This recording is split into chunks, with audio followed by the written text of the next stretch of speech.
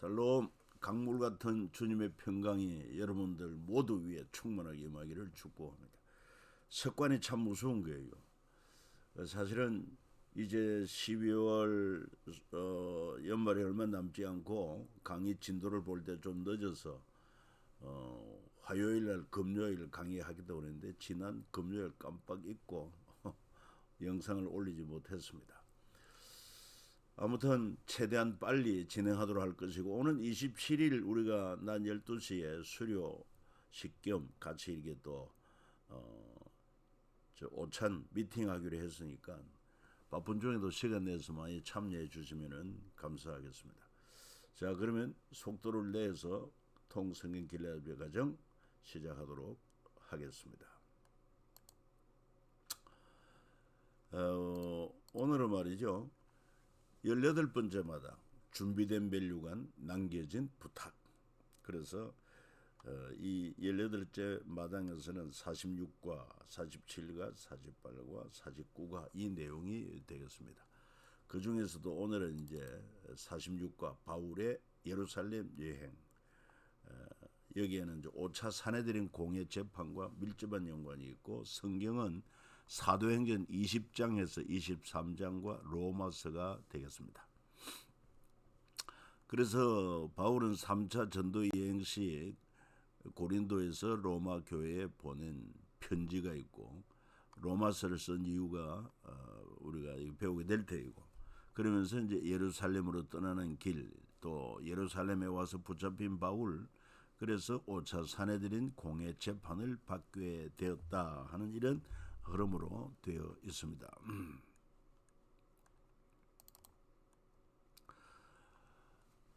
로마 교회에 보낸 편지가 바로 로마서 아닙니까? 로마서는 3차 전도 여행 도중 고린도, 이 고린도에서 3개월 머무는 동안에 로마서를 썼고, 그래서 베베 집사를 통해서 이 로마 교회에 보낸 것을 알 수 있습니다.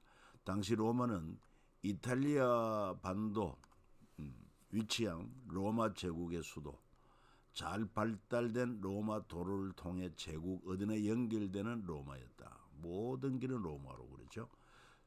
주전 8세기 시작으로 카르타고 점령과 그리고 31년 악티움 해전 승리로 재정 시작을 합니다. 황제 정치. 초대 황제 옥타비아누스, 그리고 팍스 로마나 시대를 엽니다. 로마의 팍스, 로마의 평화의 시대. 주후 1세기 옥타비아누스의 대규모 건축 사업으로 로마의 웅중한 모습을 갖추게 되었다. 그리고 사도 바울 당시 로마는 인구 100만 명의 대도시가 되었고, 정치, 문화, 종교, 상업의 중심지였다 하는 것입니다. 로마서 내용을 살펴보면은 먼저 로마서 1장 1, 2절에 예수 그리스도의 종 바울은 사도로 부르심을 받아 하나님의 복음을 위하여 택정함을 입었으니 이 복음은 하나님이 선지자들을 통하여 그의 아들에 관하여 성경에 미리 약속하신 것이라 하면서 복음을 소개하고 있습니다. 그래서 이 로마서는 바울의 서신서 중 가장 논리적이고 체계적으로 복음이 무엇인지 소개하는 편지라고 볼 수 있고, 다른 말로는 바울의 복음서, 성경의 보석이라 이렇게 말합니다. 성경을 마치 다이아몬드 반지라고 하면은 로마서가 성경의 반지라고 하면은 특히 로마서 8장은 그 반지의 보석에 해당된다. 8장이 그래 참 중요한 거지. 그래서 종교개혁가 마틴 루터 말하기를 로마서는 신약에서 최고의 부분이며 가장 고귀한 복음이다. 아무리 읽고 숙고해도 지나치지 않으며 읽으면 읽을수록 더 귀중해지며 더 맛이 난다. 그렇습니다. 저도 목회하면서 이 로마서 강해를 아마 주일날 설교를 2번에 이렇게 걸쳐서 한 기억이 납니다. 사역 초기에 집필한 갈라디아서에 기초를 두고 깊이 있게 쓴 편지가 로마서다. 그러니까 바울의 사역 초기에 데살로니가 전서, 후서, 그리고 이 갈라디아서 초기 기록했다는 것을 알 수 있고, 직접 대면한 적 없는 로마 교회 성도들에게 자신을 소개하는 편지고, 로마서를 통한 바울의 질문과 답은 예수 그리스도는 어떤 분이신가? 우리는 어떻게 하나님의 자녀가 되었는가? 하나님의 의는 무엇인가? 율법과 복음의 관계는 무엇인가? 그리스도인은 어떤 삶을 살아야 하는가? 매우 중요하지 않습니까? 그래서 이 로마서를 보면 바울 서신이 대체로 그렇습니다만 전반부는 어떤 교리 부분이라고 볼 수 있습니다. 그런가 하면 후반부에는 생활, 그 하나님의 진리의 도를 소개하고 그 도를 믿는 사람은 어떻게 살아야 되는가. 그래서 로마서도 1장부터 10장까지는 이 진리의 복음의 진리가 잘 소개되어 있고, 그 다음에 12장부터는 그렇다면 이 복음의 진리를 믿는 성도는 어떻게 살아야 되는가, 생활에 대한 내용이 나옵니다. 그리고 기록하였으되라는 표현이 가장 많은 편지로 구약 성경을 많이 인용하고 있다는 것입니다. 기록된 바 의인은 없나니 하나도 없다. 보내심을 받지 아니하였으면 어찌 전파리요. 기록된 바, 그 구약 성경을 다 말하죠. 예. 그리하여 온 이스라엘 구원을 받으리라. 기록된 바 구원자가 시온에서 오사. 자, 로마서에 나타난 주요한 개념이 뭐냐? 첫 번째, 이신칭이라는 것입니다. 믿음으로 말미암아 이롭게 되었다. 그래서 칭의, 그리스도 안에서 믿는 자는 거룩하신 하나님께 이롭다 칭함을 받게 되었다. 이것은 믿음으로 이롭다함을 받지 우리 행위가 아니라는 것입니다. 오직 예수 그리스도의 십자가 보혈의 공로를 옷입듯이 입혀줌으로 하나님께서 우리를 이롭다 하시는 것입니다. 구속, 그분의 죽으심으로 말미암아 그리스도께서는 믿는 자들을 죄에서 종노릇 하는 것으로부터 사서 구속하셔서 죄의 형벌로부터 자유하도록 속죄의 값을 치르셨다. 이게 구속입니다. 그래서 구속이란 말이 참 의미가 깊습니다. 값을 지불해야 되는 것입니다. 그래서 우리가 죄인이요, 죄값은 사망인데 그 값을 무엇으로 치를 수 있습니까? 은과 금으로 안 됩니다. 오직 흠도 점도 없는 예수 그리스도의 보배로운 피로 말미암아 우리 죄값이 또 형벌이 면제가 되는 것입니다. 그리고 화해. 그래서 그리스도의 피는 죄를 간과하지 못하는 의로운 하나님의 요구를 만족시킨 것입니다. 죄값은 사망이거든요. 그런데 정말 우리가 죄값으로 모두가 다 죽어야 마땅함에도 불구하고 하나님께서는 우리의 죄를 그 아들 예수 그리스도에게 담당시키시고, 흠도 점도 없는 그분이 우리 죄를 대신하여, 나를 대신하여 십자가에 못 박혀 피 흘려 죽으심으로 말미암아 단번에 영원한 속죄가 이루어졌다. 이 말. 이게 복음 아닙니까? 그래서 내가 복음을 부끄러워하지 아니하는 이 복음은 모든 믿는 자에게 구원을 주시는 하나님의 능력이다.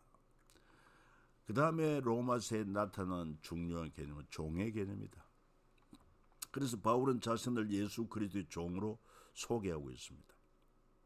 우리도 예수 그리스도의 종입니다. 왜 그렇습니까? 전에는 죄와 사망의 종이었지만은 예수 그리스도께서 죄와 사망의 종된 나를 구속하여 무엇으로? 당신의 생명 되는 핏값으로 구속해 주심으로 말미암아 우리를 사주신 것입니다. 그래서 이제 우리는 주의 종이 되는 것입니다. 현대사회에서 종은 관념 속 단어이지만 지금 종이 없잖아요. 당시 종은 실제하는 단어였습니다. 종은 모든 소유가 주인에게 속한 것입니다. 생명도 가족도 다 주인의 것입니다. 그러므로 예수 그리스도의 종 바울 표현은 철저히 현실적이고 구체적인 표현이다 하는 것을 기억해야 될 것입니다. 그래서 우리도 철저하게 이 값없이 예수 그리스도의 구속의 은혜로 값없이 이롭다함을 얻었고 받고 하나님의 자녀가 되었고 참 자유자가 되었지만은 그리스도에게는 온전히 우리가 종이 되어야 마땅하다. 그래서 주님이라고 부르는 것입니다. 주님, 주인님. 그럼 나는 종이죠. 그 주님, 주님 할 때마다 나는 종입니다 하는 그런 의식을 가져야 될 것입니다. 이제는 율법 외에 하나님의 한 의가 나타나서니 율법과 선지자들에게 증거를 받은 것이라.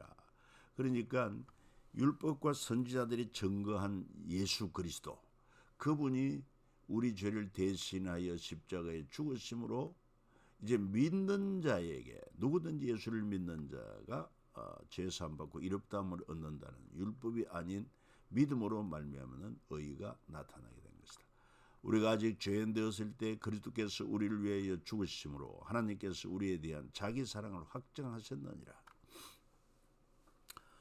우리가 알거니와 하나님을 사랑하는 자 곧 그 뜻대로 부르심을 입은 자들에게는 모든 것이 합력하여 선을 이루느니라. 하나님이 미리 하신 자들을 또한 그 아들의 형상을 본받게 하기 위하여 미리 정하셨으니 이는 그로 많은 형제 중에서 맏아들이 되게 하려 하심이라. 그렇습니다. 그래서 믿음으로 이롭다함을 받는 것이 진리고, 그런데 하나님의 택하심을 받아야 됩니다. 그리고 성령의 부르심이 있어야 예수 그리스도가 구주로 믿어지는 것입니다. 저와 여러분들이 이렇게 놀라운 참 하나님의 놀라운 사랑과 은총을 입은 자라고 생각할 때 가슴 설레지 않습니까? 그리고 로마서를 쓴 이유는 바울의 땅끝 전도 계획을 위한 협력 요청인 것입니다. 땅끝까지 전도를 하기 위한 협력을 요청하려고 로마서를 쓴 것이지요. 1, 2, 3차 전도 여행을 하나님의 은혜로 잘 마쳤고 이제 로마를 거쳐 땅끝, 그 당시 땅끝 스페인으로 알고 있었는데 전도 여행을 갈 것이다.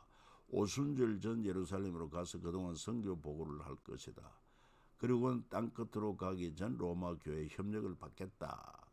그러니까 예루살렘에서 스페인 가기 전에 로마를 들리겠다는 것이죠.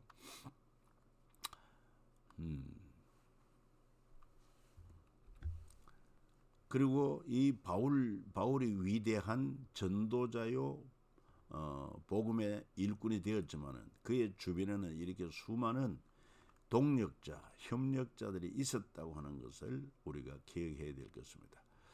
그래서 바울이 위대하지만은 이를 위대하게 함께 동력한 사역자들도 위대하다는 것입니다. 그렇습니다. 그래서 여러분들도 주께서 수원 3일 교회 위임 목회자로 세우신 담임 목사님 중심으로 여러분들이 정말 적극적으로 복음의 동력자가 되어질 때 그 교회 대표 한 사람은 교회를 대표하지만은 그러나 주님은 여러분들의 이름을 다 기억하고 동일한 상을 베푸신다고 하는 것도 기억하면 좋겠습니다. 그리고 이제 바울이 예루살렘으로 떠나는 길을 사도행전에서 소개하고 있죠. 바울이 예루살렘에 가려가 목적이 무엇이냐? 이렇게 1, 2, 3차 전도 여행을 통해서 많은 이방인들이 주께로 돌아오고 교회가 세워지는데, 그러나 아직도 자기 동족 유대인들은 주께로 돌아오지를 않고 계속해서 복음을 대적하고 그리스도인을 핍박하고 하니까 자기 동족에 대한 마음이 아픕니다. 그래서 이렇게 고백하고 있어요. 내가 그리스도 안에서 참말하고 거짓말 아니하노라. 나에게 큰 근심이 있는 것과 마음이 그치지 않는 고통이 있는 것을 내 양심이 성령 안에서 나와 더불어 정언하노니 나의 형제고 골육의 친척을 위해 내 자신이 저주를 받아 그리스도에게서 끊어질지라도 원하는 바로다. 뭘 원하느냐? 동족이 구원받기를 원하는 것입니다. 나의 형제고 골육의 친척을 위하여. 그래서 이 바울이 예루살렘으로 가는데 에베소에서 장로들을 만나서 이런 예루살렘으로 가면은 환난과 핍박이 기다리지만은 나는 결코 포기할 수 없다. 그래서 장로들이 막 울지 않습니까? 그때 바울이 말하기를 여러분 어찌하여 우리 내 마음을 상해하는 나는 주 예수 이름을 위하여 결박당할 뿐 아니라 예루살렘에서 죽을 것도 각오하였다. 참 복음을 위하여 주님을 위하여 생명을 내놓은 바울의 선교 열정을 여기서 우리가 볼 수 있습니다. 그래서 예루살렘 가기로 한 경로를 잠시 변경을 합니다. 왜? 유대인들의 살해 위협을 피해 육로로 돌아갔다는 사실입니다. 원래는 이 고린도에서 한 3개월 머물면서 로마서를 썼고, 사실은 이렇게 배를 타고 와서 예루살렘을 가기로 생각했는데 이 유대인들의 살해 위협이 있다 보니까 다시 왔던 길로 되돌아서 이렇게 육로로 해가지고 여기서 이쪽으로 오게 되었다, 그 말입니다. 자, 그리고는 이제 예루살렘에 와서 어떤 여행을 하게 되느냐. 주후 57년경 3차 전도여행 때 마지막 약 3년 동안 머문 에베소 교회에서 바로 출발합니다. 3년 동안 머문 에베소, 로마에 가기 전 마지막 예루살렘에 방문하기 위한 경로, 체포의 위협을 피하기 위해서 이렇게 돌아왔다. 예루살렘을 떠나기 전 고별, 마지막으로 에베소 장로들과 만나기를 원합니다. 우리 앞서 그림에도 보면은 이 고린도 다시 역행해가지고 이 에베소 가까운 곳에 와서 에베소 교회 장로들을 청하여 그래서 고별 설교를 하게 된 것이다 하는 것입니다. 그게 바로 사도행전 20장 17절에 나오죠. 바울이 밀레도에서 사람을 에베소를 보내어 교회 장로들을 청하니. 그리고 이제 같이 미팅을 했죠. 그래서 에베소 장로들에게 교회를 부탁하고 함께 기도한 내용이 나오는데, 먼저 유대인들로 인해 눈물과 고통으로 사역했듯이 앞으로도 눈물과 고통이 있겠지만 더욱 겸손하게 살자. 두 번째로 생명보다 귀한 것은 없다. 그러나 복음을 위해서는 시간과 물질, 생명까지 바치자. 세 번째 부탁한 내용이 뭐냐? 주는 자가 받는 자보다 복되도다. 그러니까 함께 나누자. 할 수 있으면 베풀고 살자. 여러분이 아는 바와 같이 이 손으로 나와 동행들이 쓰는 것을 충당하여 범사에 여러분에게 모본을 보여준 바와 같이 수고하여 약한 사람을 돕고, 또 주 예수께서 친히 말씀하신 바 주는 것이 받는 것보다 복이 있다 하심을 기억하여야 할지니라, 이렇게 말하고 있습니다. 그리고는 이제 작별하고 목숨 걸고 길을 떠납니다. 그리고 바울을 보내는 에베소 장로들의 마지막 작별 인사.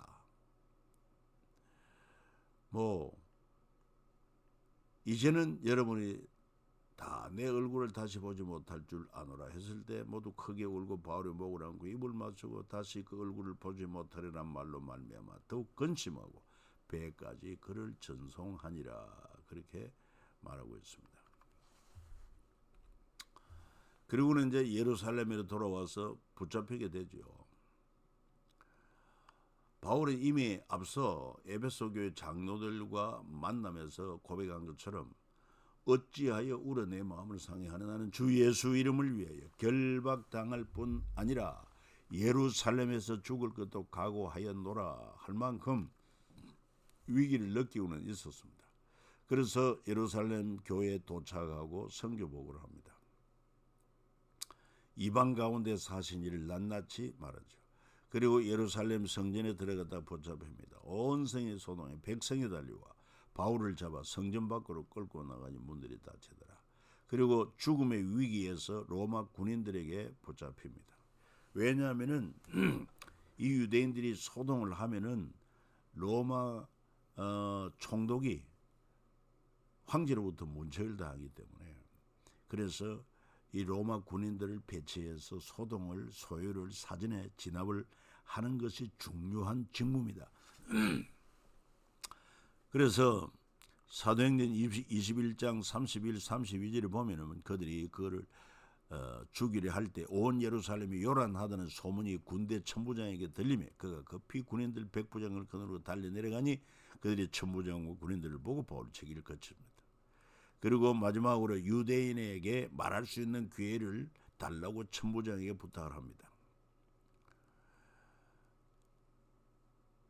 그러면서 이 바울이 자기는 유대인이고 아울러 또 소읍이 아닌 길리기아 다소 지역의 다소시 수원시처럼 시민이다. 또 로마 시민권을 가졌다.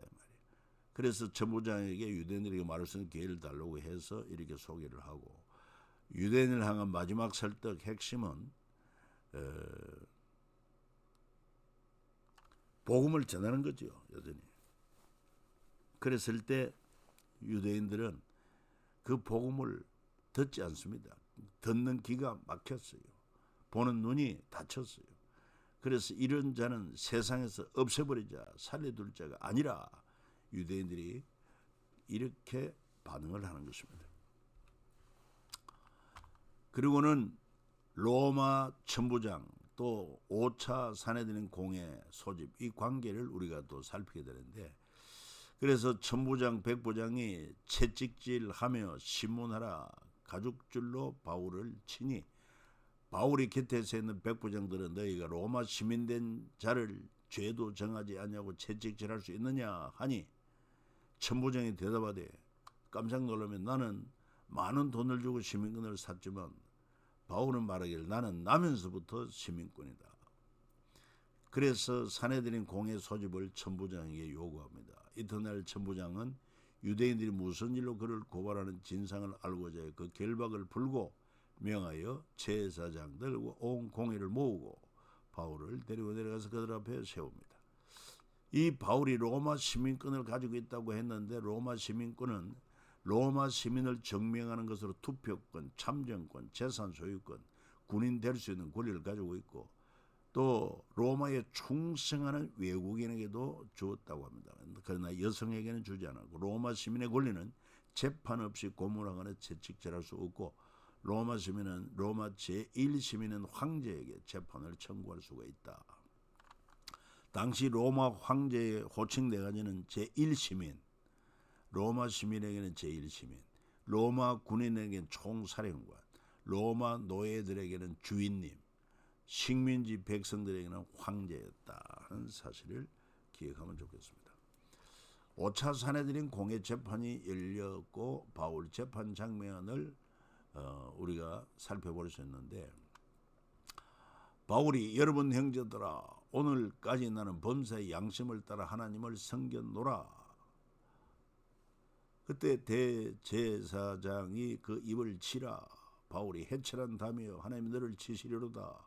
네가 나를 율법대로 심판한다고 앉아서 율법을 어기고 나를 치라 하느냐. 그때 공회원들이 옆에서 듣고 하나님의 대제사장을 네가 욕하느냐. 그때 바울의 형제들아 나는 그가 대제사장인 줄 알지 못하였노라.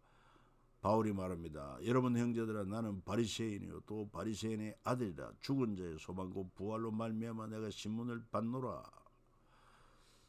그랬을 때 여기 이제 바리새파와 그 다음에 사두개파 간에 이제 그들은 이 죽은 자의 소망 부활을 사두개파는 믿지 않거든요. 바리새인은 믿죠. 그게 이제 분란이 일어나게 되는 것입니다. 그리고 몇 서기관들이 옆에서 말하기를 우리가 이 사람을 보니 악한 것이 없다. 혹 영이나 혹 천사가 그에게 말해서는 어찌하겠느냐. 이런 내용을 볼 수 있습니다. 그래서 결국 5차 사내들인 공회 재판 결과 사두개파와 바리새파 분열이 일어나게 되는 것입니다. 바울은 죽은 자의 소망 부활로 인하여 내가 이런 전도자가 되었고 오늘 내가 이 붙잡혀서 시문을 받게 되었다. 그러니까 사두개파는 부활을 믿지 않지만은 바리새파는 믿잖아요. 그래서 서로 간에 분열이 생기고, 그리고 극렬 유대인들은 바울을 죽이기 위한 암살단을 조직합니다.